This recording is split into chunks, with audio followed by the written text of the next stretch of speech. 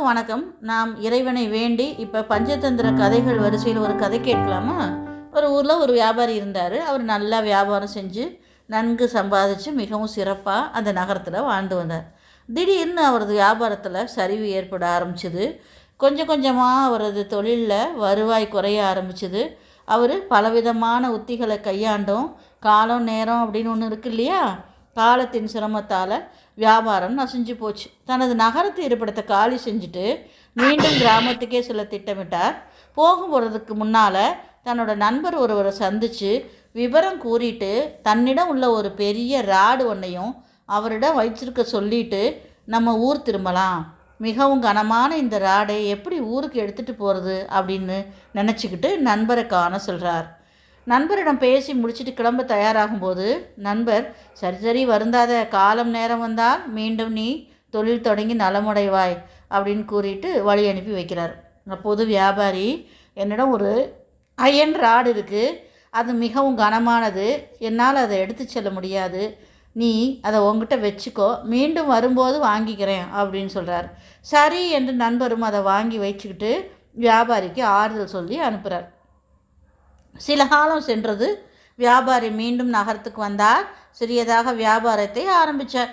பின் கடுமையாக உழைச்சதோட பழைய தவறுகளை திருத்தி எப்படி திறமையாக வியாபாரத்தை நடத்தி செல்வது அப்படின்னு முறையாக கவனமாக நடந்து வியாபாரத்தை மேலும் மேலும் வளர்த்து மீண்டும் நல்ல நிலையை அடைஞ்சார். தனக்காக வீடு வாசல் என வாங்கி உயர்ந்த நிலையை அடைஞ்சார். சரி, நமது பழைய நண்பரை சென்று பார்க்கலாம் அப்படின்னு சொல்லிட்டு நண்பரை தேடிக்கிட்டு இந்த வியாபாரி போகிறாரு.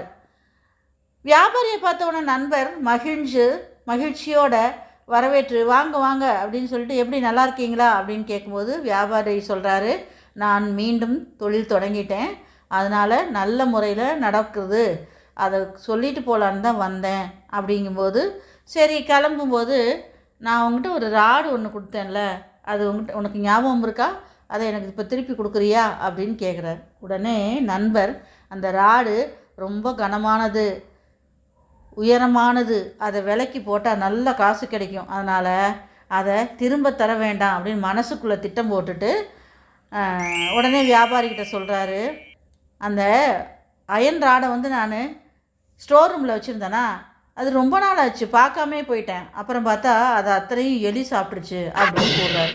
உடனே இவர் என்ன பண்ணுறாரு, புரிஞ்சிருது நண்பரை ஏமாத்துறாரு அப்படிங்கிறது வியாபாரிக்கு புரிஞ்சிருது. உடனே சரி, உங்களோட மகனை என்னோட அனுப்பி வைங்க, நான் எனக்கு உதவியாக வச்சுக்கிறேன் கொஞ்ச நாள் அப்படின்னோன்னே சரின்னு சொல்லி நண்பரும், ஆமாம் அவனும் வியாபாரம் பற்றி நல்லா தெரிஞ்சுக்கிட்டோம், சரி கூட்டிகிட்டு போங்க அப்படின்னு சொல்லி அனுப்பி வைக்கிறார். கொஞ்சம் காலம் போச்சு, மகன் திரும்பவே இல்லை. மகன் திரும்பாததை கண்ட நண்பர் வியாபாரியை தேடிக்கிட்டு அவரோட இடத்துக்கு வராரு. அங்கே வந்த உடனே இவர் எங்கே என் பையன் அப்படின்னு சொல்லிட்டோன்னே, ஓ அப்போது நம்ம ஒரு பறவை உங்கள் பையனை தூக்கிட்டு போயிடுச்சு அப்படின்னு சொல்கிறார். என்னது, பறவை பையனை தூக்கிட்டு போயிடுச்சான்னு? ஆமாங்க, வெளியில் இப்படி விளையாடி வேலை செஞ்சுக்கிட்டு இருந்தான், அப்போதைக்கு பார்த்தா அந்த ஒரு பெரிய பறவை உங்கள் பையனை தூக்கிட்டு போயிடுச்சுன்னு. உடனே நண்பர் என்ன பண்ணுறாரு, நீதிபதிக்கிட்ட கொண்டு போய் முறையிடலான்னு சொல்லிட்டு போயிடுறாரு. வியாபாரி என்ன பண்ணுறாரு, அந்த பையனை ஒரு ரூமில் அடைச்சி வச்சு அவருக்கு தேவையானதையெல்லாம் நல்ல விதமாக கொடுத்து நல்லா பார்த்து வச்சுக்கிட்டு இருக்கார். அப்போது வியாபாரி ஏமாற்றிட்டாருன்னு சொல்லிட்டு நண்பர் போய் கோர்ட்டில் சொன்ன உடனே கோர்ட்டில் போய் நீதிபதிகிட்ட சொல்கிறாரு, இது மாதிரி என்னோடய பையனை இவரோட அனுப்பிச்சி வச்சுருந்தேன், அந்த பையனை இப்போ பறவை தூக்கிட்டு போயிடுச்சுன்னு சொல்கிறாரு, நீங்கள் தான் இதுக்கு ஒரு நல்ல தீர்ப்பு கொடுக்கணும், 20 வயசு பையனை எப்படிங்க பறவை தூக்கிட்டு போவோம் அப்படின்னு கேட்குறாரு.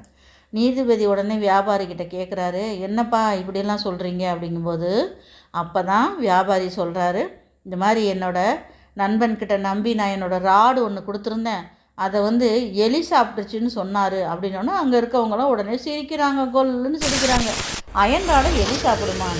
அப்போது அதே மாதிரி தானே பையனையும் பறவை தூக்கிட்டு போகிறதுங்கிறது நம்ப முடியாமல் இருக்குல்ல, நீங்கள் தான் நீதிபதி அவர்களே நியாயத்தை சொல்லணும் அப்படின்னோடனே உடனே நீதிபதி சொல்கிறாரு, அப்போது ராடை எலி சாப்பிட்டதுன்னு சொன்னது நீங்கள் சொன்னதும் பொய் தானே அப்படின்னா, ஆமாம், நான் அது ரொம்ப கனமான பொருள், உயரமாக வளர்த்தையா பெருசாக இருக்குன்னு சொல்லிட்டு ஆசைப்பட்டு நான் அப்படி சொல்லிட்டேன், நான் சொன்னது தப்பு தான், நான் ராடை என்னோடய வியாபாரி நண்பர்கிட்ட கொடுத்துட்றேன், என் பையனை திருப்பி அனுப்ப சொல்லுங்கள் நீதிபதி ஏனோன்னு. உடனே நீதிபதி சொல்கிறாரு, இப்படி நல்ல நண்பர்களாக இருக்கிறத விட்டுட்டு எதுக்காக ஒருத்தர் ஏமாற்றிக்கிறீங்க, 2 பேரும் எப்பவும் நண்பர்களாக நல்லா இருக்கணும் அப்படின்னு சொன்னோன்னே, உடனே வியாபாரி நான் மன்னிச்சிட்டேன், மறந்துட்டேன், என்னோட நண்பனை நான் ஏற்றுக்கிறேன்னொன்னே நண்பரும் நானும் மறந்துட்டேன் எல்லாத்தையும், நானும் வியாபாரி கூட பழையபடி நட்போடு இருக்கிறேன் அப்படின்னு சொல்லிட்டு 2 பேரும் வெளியில் வராங்க. என்ன நேயர்களே, கதை பிடிச்சிருந்ததா? எல்லோருடைய நட்பும் நலமாக தொடரட்டும். நன்றி, வணக்கம். மீண்டும் சந்திப்போம்.